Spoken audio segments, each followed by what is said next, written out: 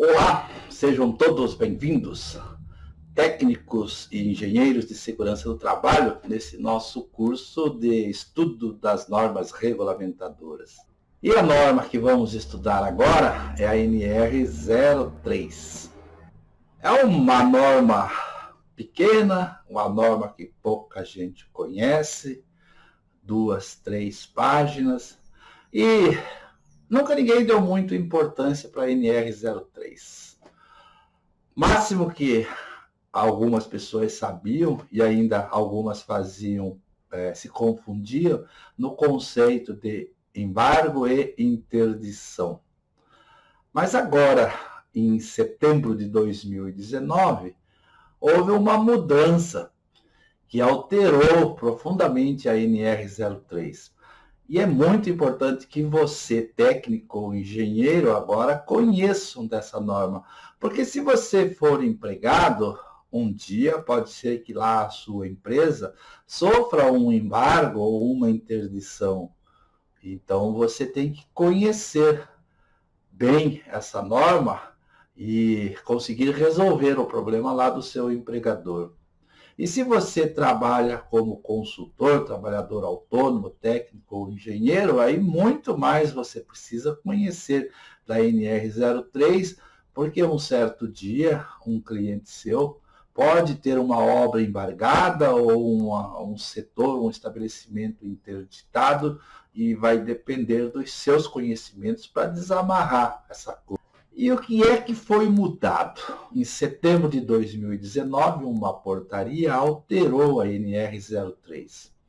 Mas antes de te trazer essas mudanças, eu vou te contar um fato que você vai entender com esse exemplo, a importância dessa alteração. Um cliente meu, aí coisa de 5 anos atrás, fez um pesado investimento numa máquina lá na indústria madeireira. Uma máquina gigante que fazia lá serviços fantásticos assim. E aí levaram-se alguns meses para se instalar a máquina era complexa, e finalmente colocaram a máquina para funcionar. 2, 3 meses de funcionamento, apareceu um auditor fiscal do trabalho e, olhando a máquina, com base na NR12, que tinha sido modificado naqueles tempos, a NR12 ela complicou bastante as indústrias, porque tinha certas exigências lá absurdas, né? Tanto que foi a primeira das normas regulamentadoras a serem modificadas atualmente. E o auditor fiscal, ele viu um quadro elétrico, onde tinha o botão que ligava as máquinas. E aí ele disse que aquela máquina não poderia continuar trabalhando, porque aquele quadro ali teria que ser isolado, aonde somente uma pessoa teria autorização para entrar, ligar e desligar a máquina. E para isso ele pediu que a empresa fizesse um projeto assinado por um engenheiro eletricista e que esse projeto teria que ser levado para ele lá na Delegacia Regional do Trabalho, e se ele aprovasse, poderia ser colocado em prática a manutenção, e o resultado é que se passaram uns 10, 12 dias para se fazer o projeto, levar o auditor a aprovar a manutenção, construir o que ele pediu. Acontece que, naqueles tempos, antes dessa alteração dessa norma, o auditor fiscal ele tinha um grande poder de discricionariedade. O que é isso? É a pessoa, o auditor, a autoridade, chegar num determinado local, olhar, não gostar do que viu e no entendimento dele não está certo, ele pegou o bloco dele e anotou lá. Embargo a máquina, né, até que seja resolvido o problema, faz a capitulação, coloca o artigo lá, assina, entrega para a empresa e está fechado, está parado a máquina lá. Poderia até ser que um outro auditor chegasse, olhasse e dissesse, olha, vou dar um prazo aí de 3 dias para vocês arrumarem a máquina e aí eu volto daqui a 3 dias. Se tiver tudo certinho, então não havia necessidade de se parar toda uma produção, causar um prejuízo enorme para a empresa. Então, é aquela autoridade que era exercida sem nenhum fundamento, sem nenhuma transparência, sem nenhuma coisa concreta. E muitas vezes o auditor fiscal, até com má fé, com abuso de autoridade, embargava uma obra ou interditava um estabelecimento simplesmente porque ele tinha o poder e ele exigia que fosse feito do jeito que ele queria. E isso causava muitos transtornos.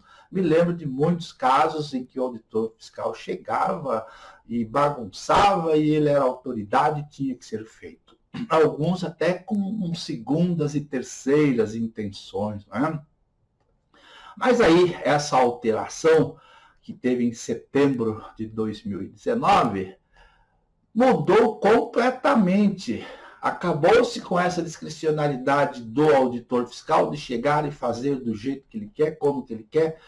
Então, agora existe toda uma metodologia para que seja embargado uma obra ou interditado um setor da empresa. E é isso que nós vamos ver agora. Essa norma agora, que foi modificada em setembro, como eu já disse, setembro de 2019, ela já traz critérios técnicos, critérios objetivos, já não permite que o auditor fiscal, ao seu bel prazer, agindo com discricionariedade, agindo com abuso de autoridade, venha a embargar uma obra ou interditar um setor de uma empresa. E já de início, como você está vendo aí na tela ao lado, a norma traz já o objetivo dela, dizendo assim, leiam aqui ao lado, esta norma estabelece as diretrizes para caracterização do grave e iminente risco e os requisitos técnicos objetivos de embargo e interdição. Ou seja, olha, para haver o embargo ou a interdição, o auditor fiscal deverá demonstrar o grave e iminente risco existente naquela obra ou naquele setor de serviço. E aí a norma continua dizendo que a adoção dos referidos requisitos técnicos, que a norma, logo adiante vocês verão, exige do auditor fiscal para o embargo ou a interdição, tem por objetivo a formação de decisões por parte do auditor fiscal, de decisões consistentes, proporcionais e transparentes. Consistentes no sentido de que deve haver uma fundamentação técnica, não pode ser ao prazer, ao entendimento ou à forma discricionária da autoridade.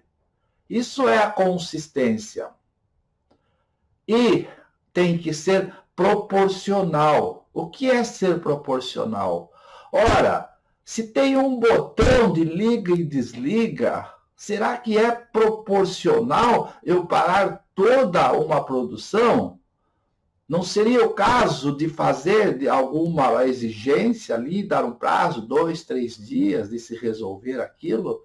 Então, é a proporcionalidade do alcance daquela medida de embargar ou de interditar. Por que eu vou embargar toda uma obra se o problema está aqui localizado? A transparência significa dizer que nada deve ser feito a não ser conforme determina a lei e tudo devidamente registrado, anotado. É importante você notar que essa nova NR03, ela tem por um objetivo diretamente apontado para os auditores fiscais, que antes agiam ao bel prazer, sem nenhum critério. Agora a norma nova já chega dizendo, olha, para você embargar ou interditar uma obra, você tem que demonstrar um grave e eminente risco. E logo adiante nós veremos que para você definir o que é um grave e um eminente risco, tem toda uma metodologia. Não é porque você acha que aquilo é grave e que o risco é eminente. Agora a norma traz, logo adiante veremos, uma metodologia, uma técnica de avaliação de risco para o auditor fiscal se embasar, fundamentar com transparência, com consistência e proporcionalidade naquele ato de embargar ou interditar.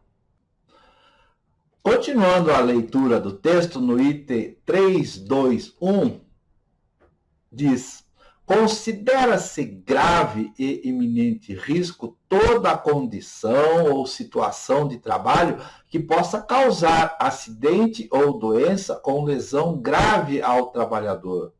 Então, está dizendo, auditor, você tem que definir a situação grave e eminente e que essa situação, para você embargar a obra ou interditar um estabelecimento, deve ser uma situação que possa causar um acidente ou doença com lesão grave ao trabalhador. E as ferramentas que veremos logo adiante, a metodologia de avaliação dos riscos, faz toda uma composição entre as consequências que o acidente pode causar, a gravidade dele e a probabilidade de acontecer. Então, é uma análise técnica, essa análise de risco que agora o auditor tem que fazer. No item seguinte, embargo e interdição são medidas de urgência, ou seja, só mesmo se for um caso urgente diante de um grave e iminente risco de acidentes ou de doença. Então, repetindo, embargo e interdição são medidas de urgência adotadas a partir da constatação de condição ou situação de trabalho que caracterize grave e eminente risco ao trabalhador. Vamos agora ver alguns conceitos, e a partir desses conceitos nós vamos chegar naquela análise dos riscos que eu venho comentando, aonde o auditor deve fazer essa análise desses riscos, considerando as consequências do acidente e a sua probabilidade de acontecer, para então decidir pelo embargo ou pela interdição. Agora preste atenção, que esses conceitos caem na prova. Você tem que saber exatamente a diferença entre embargo e interdição. E muita gente, às vezes, troca as bolas aí, né? Mas é simples, vou te dar um macete. Primeiro vamos ao embargo. O embargo implica a paralisação parcial ou total da obra. Ou seja, de uma obra de construção civil, de uma obra de estrada, de uma atividade de serviço, uma obra rodoviária, enfim, uma obra, ou seja, algo que está sendo feito. E para você guardar esse conceito que embargo é obra, um macete de vestibular. Embargo, termina com o de obra, embargo, obra. Macetinho, né? Então, embargo está relacionada à paralisação parcial ou total da obra. O auditor fiscal pode chegar em uma obra de uma construção civil em um prédio e embargar ela parcialmente ou totalmente. Vamos imaginar que ele percebeu que o trabalho em altura daquele pessoal que está colocando as janelas, as esquadrias, não está seguro. Aí ele faz aquela análise de risco, prevendo as consequências, a gravidade do acidente e a probabilidade dele acontecer. E chegando ao resultado que nós veremos logo adiante, ele vai embargar a obra. parcialmente só naquela atividade da colocação das janelas, as outras atividades continuam. Ou dependendo do risco que ele observou lá no local de trabalho, fez aquela análise de risco, fez uma comparação das consequências com a probabilidade de acontecer o acidente e concluiu que existe ali um grave e eminente risco. Existe um risco de morte. Então, embarga a obra, certo? Entendido o embargo. Em relação à interdição, o conceito é esse. A interdição implica a paralisação parcial ou total da atividade da máquina ou equipamento do setor de serviço ou do estabelecimento. Então, a interdição, ela ocorre em um estabelecimento, numa indústria, por exemplo. Pode interditar a máquina, tão somente a máquina e o demais continua funcionando, ou pode interditar todo um setor e os demais setores, o resto da fábrica, continua funcionando. Ou pode-se interditar todo o estabelecimento, mais uma vez, de acordo com as avaliações do auditor. E lá no ponto 3223 da NR3, diz que tanto o embargo quanto a interdição deve estar associado àquelas hipóteses de grave e eminente risco. Ok? Então, o auditor fiscal, ele tem que fazer, tem que elaborar essa avaliação que nós vamos ver adiante do risco existente no ambiente de trabalho. E no item seguinte, lá você que está acompanhando na norma, diz que o embargo ou a interdição, o auditor fiscal do trabalho deve adotar o embargo ou a interdição na menor unidade onde for constatada a situação de grave e eminente risco. É aquilo que nós dissemos lá no início da proporcionalidade. Se o risco está concentrado em um determinado setor, por que paralisar toda a empresa?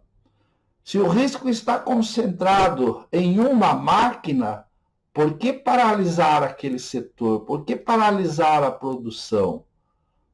Então, esse item 32231 se refere à proporcionalidade, ou seja, o embargo ou a interdição na menor unidade aonde for constatada a situação. Agora, nós vamos ver o item 3.3, que trata da caracterização do grave e eminente riscos. Se prepara, que agora a coisa é muito interessante e você, técnico em segurança, engenheiro de segurança, empregado ou consultor, tem que conhecer essa caracterização, até mesmo para você contestar o auditor fiscal.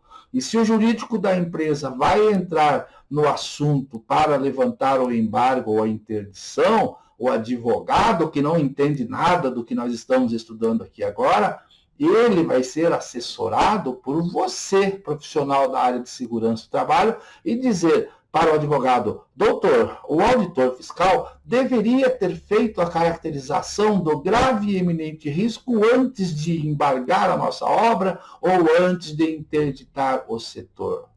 No item 3.3.1, você que está acompanhando aí com o texto da NR3, diz que a caracterização do grave e eminente risco deve considerar o seguinte: primeiro, a consequência como resultado ou um potencial resultado esperado de um evento, conforme a tabela 3.1. Já vamos ver essa tabela. E também para a caracterização do grave e eminente risco, o auditor fiscal, né, deve considerar a probabilidade.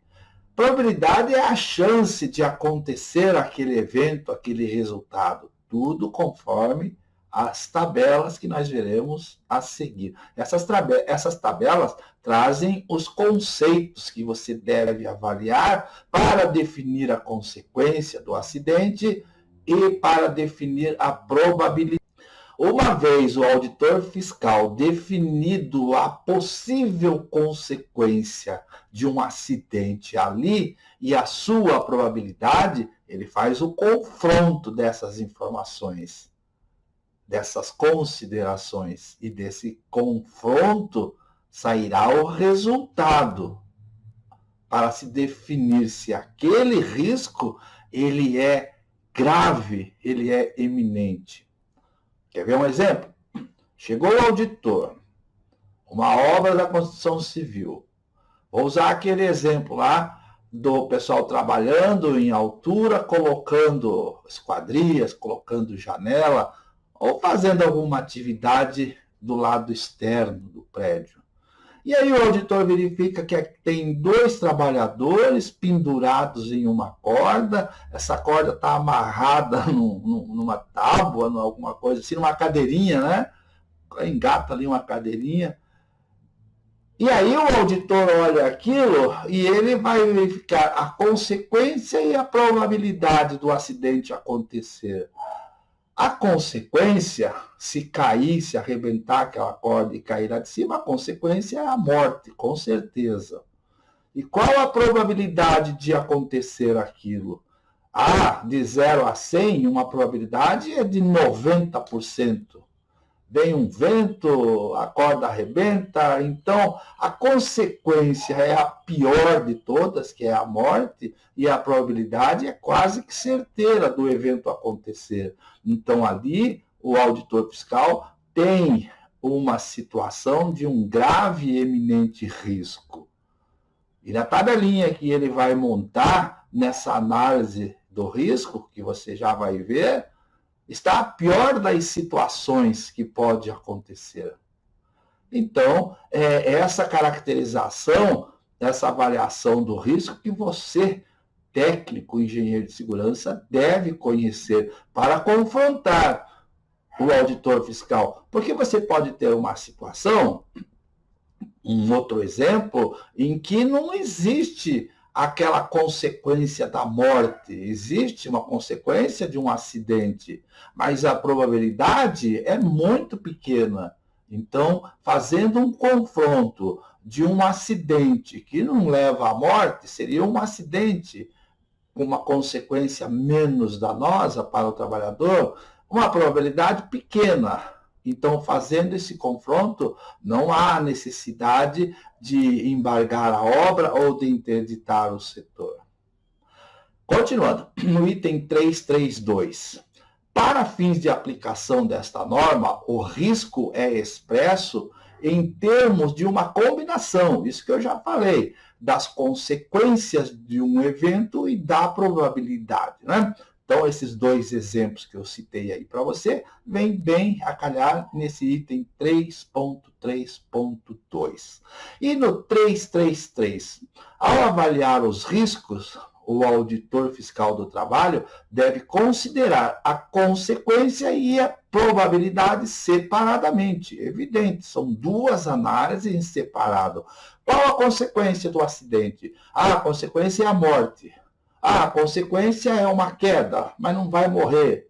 E a probabilidade? A probabilidade é 100%, 80%. A probabilidade é pequena. Então, a probabilidade é pequena de cair e quebrar uma perna, então não é o caso de interditar e de embargar, não é?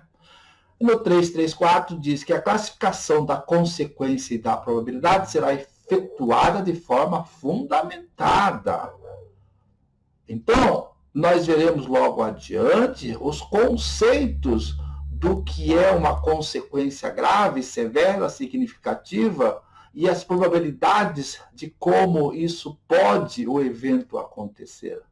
E aí que você tem que ficar ligado, porque a norma é bem clara. A classificação da consequência e da probabilidade desse acidente deverá ser efetuada de forma fundamentada pelo auditor fiscal. Então não é eu acho, eu penso, eu acredito. Não, aqui ninguém acha. Eu digo que quem acha é garimpeiro, né? Quem pensa é pensador. E o auditor fiscal deve, então, fazer tudo isso de acordo com o que nós veremos adiante. E você tem que ficar ligado, antenado, porque você, técnico, você, engenheiro, aqui você tem a autoridade profissional de contestar o auditor fiscal se ele estiver indo no achismo. Vou dizer uma coisa aqui agora. Há uns 20 anos atrás, todos os auditores fiscais eram separados em dois grupos. Um grupo fiscalizava só a saúde e a segurança no trabalho. O outro grupo fiscalizava todas as atividades de controle, de administração de pessoal, aquelas coisas lá de jornada de trabalho, cartão ponto, sabe? Então, o pessoal que fiscalizava a nossa área de saúde e segurança do trabalho ou era engenheiro ou era médico. Então, você estava sempre tratando com um profissional da área. Mais de uns 20 anos para cá, houve uma alteração e todos os auditores fiscais fiscalizam tudo. Então, você pode um dia receber um auditor fiscal que não é engenheiro de segurança, que não é médico, que não tem nenhuma formação na área de segurança do trabalho. Já vi muito disso. Então, ali você tem que demonstrar que você conhece desse assunto que nós estamos estudando, nessa norma regulamentadora, na que nós já vimos na NR01 e em todas as outras que veremos na sequência do nosso curso. Vamos adiante.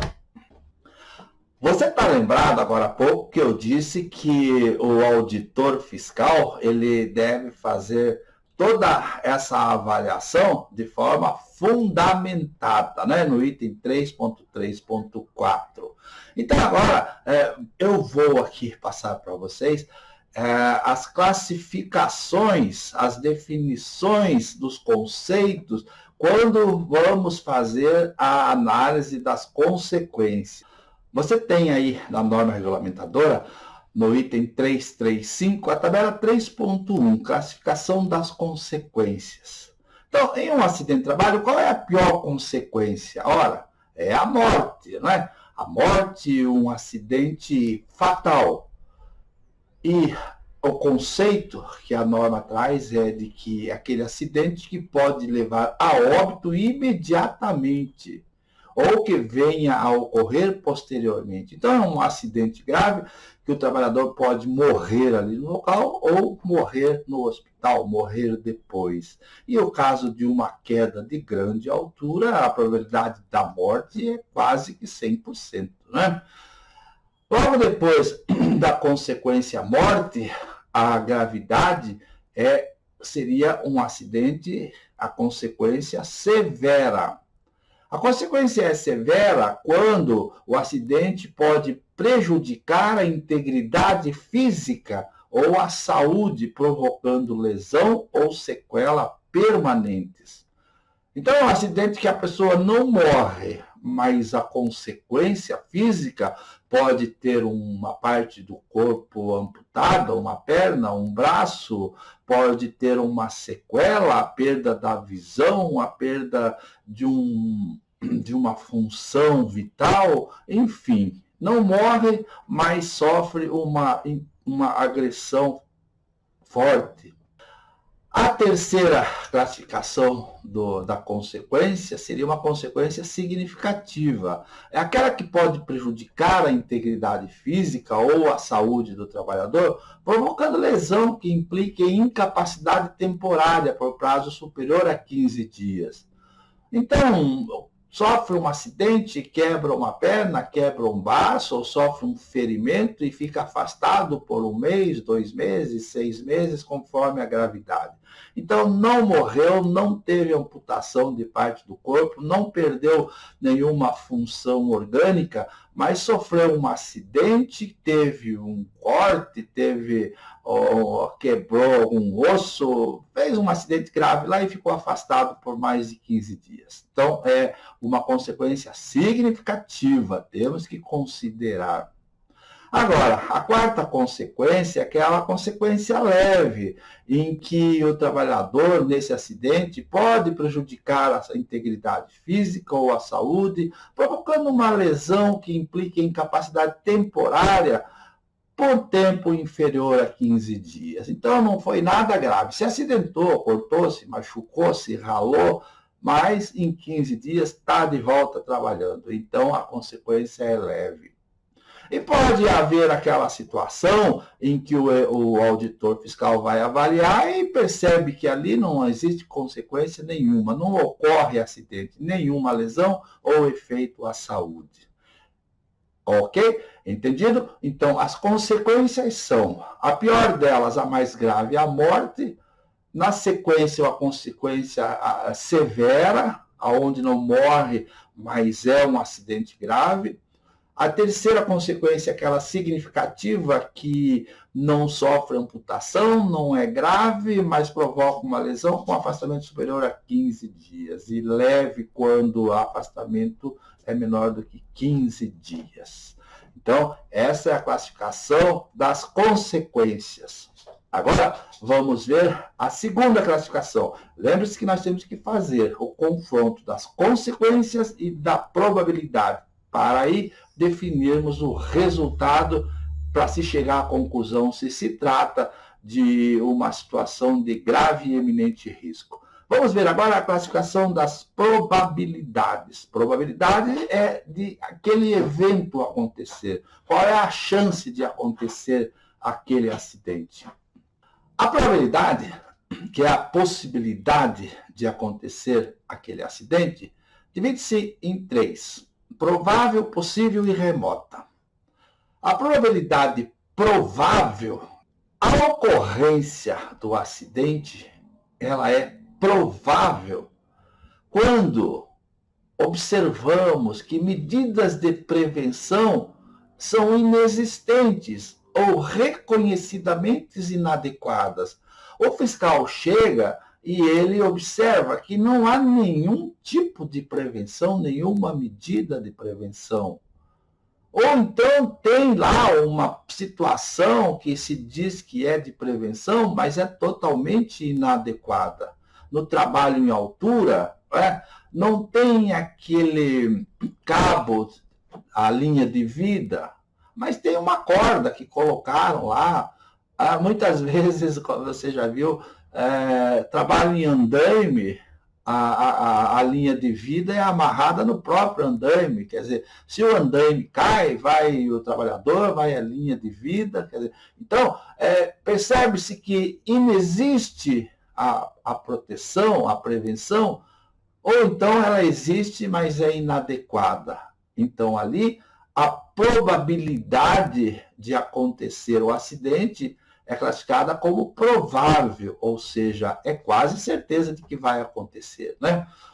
Ou então, ainda provável quando uma consequência é esperada, com grande probabilidade de que aconteça ou se realize. Quando você olha a coisa, quando você olha aquela situação e fala, puxa vida, isso não tem como dar errado. Então, a probabilidade de acontecer é grande.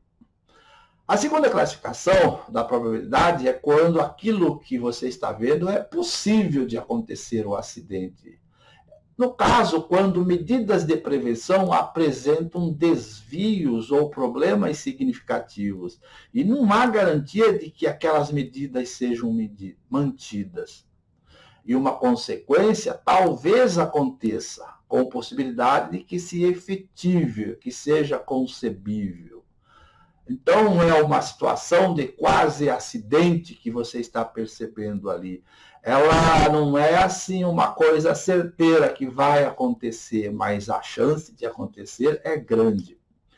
É evidente que essas classificações, elas são subjetivas, não tem número, não tem tabela, não tem uma maquininha que meça lá, você coloca os dados e ela calcula e vai te dizer, esse acidente é provável, esse acidente é possível.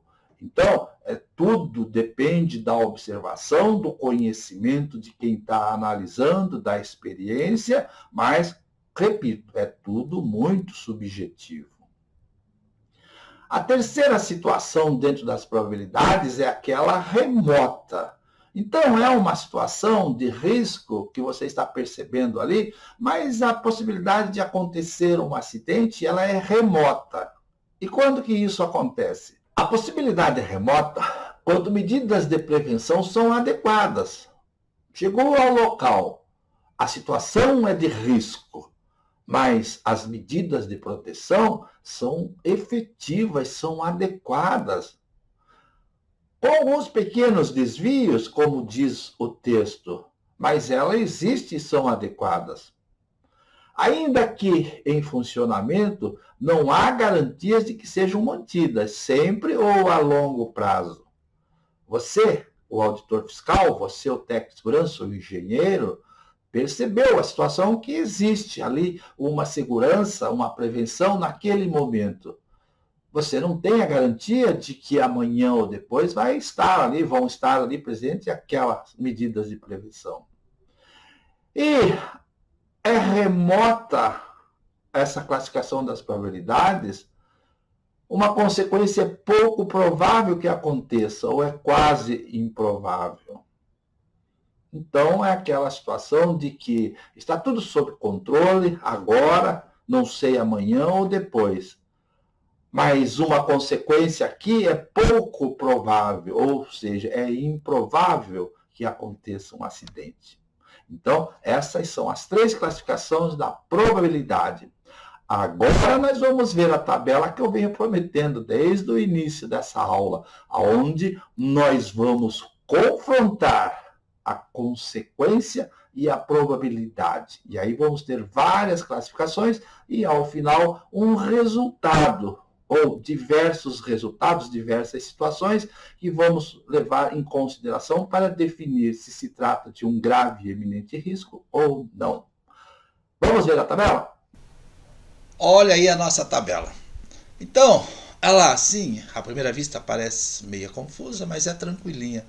Veja que na primeira coluna ali nós temos a consequência, que pode ser nenhuma, leve, significativa ou morte severa, né?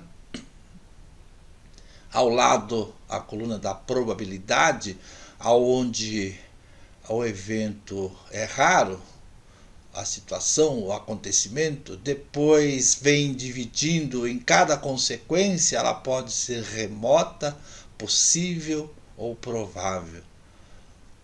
Ali, aquelas partes coloridas, há um confronto dessas situações. E vejam aqui embaixo que o excesso de risco pode ser definido como extremo, substancial, moderado, pequeno e nenhum. Então, você fazendo esses cruzamentos das informações, quando você tem ali os quadrinhos em cinza com a letra N, significa que o risco é nenhum, né? Quando você tem o quadrinho em P, na cor verde, o risco é pequeno. Quando você tem os quadrinhos em M, no confronto ali das consequências e das probabilidades, o quadrinho amarelo em M, o risco é moderado. Quando você tem o quadrinho em marrom, o S, substancial. E quando você tem os quadrinhos no E, são situações de extremo risco. Então, você dê uma olhada, vai fazendo as comparações dentro daquilo que nós falamos, dos conceitos, né? Das consequências, o que é leve, significativo, o que é morte ou consequência severa, ou das probabilidades, que são remota, possível e provável. E lá embaixo, o resultado final, que pode ser extremo, substancial, risco moderado, pequeno ou nenhum. Agora eu vou te mostrar uma animação que eu fiz aí, para você também ter entendimento disso.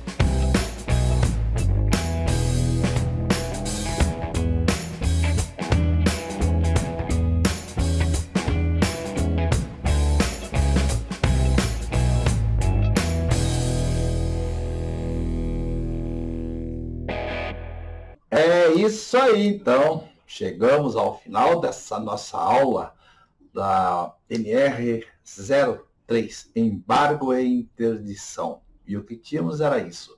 São conceitos simples para você entender o que é o embargo, o que é a definição, aqueles conceitos lá de consequência, conceitos de probabilidade, exige um pouquinho de experiência, né, de vivência na área, mas nada que conversando, trocando uma ideia aí, você não entenda isso e na prática você não vai ter nenhuma dificuldade.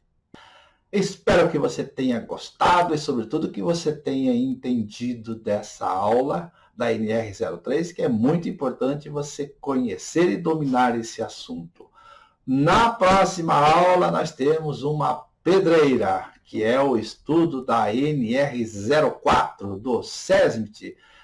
SESMIT com 2 Es, já vou dizendo desde já. Serviços especializados em engenharia de segurança e medicina no trabalho. Nos vemos lá. Um abraço, tchau, até.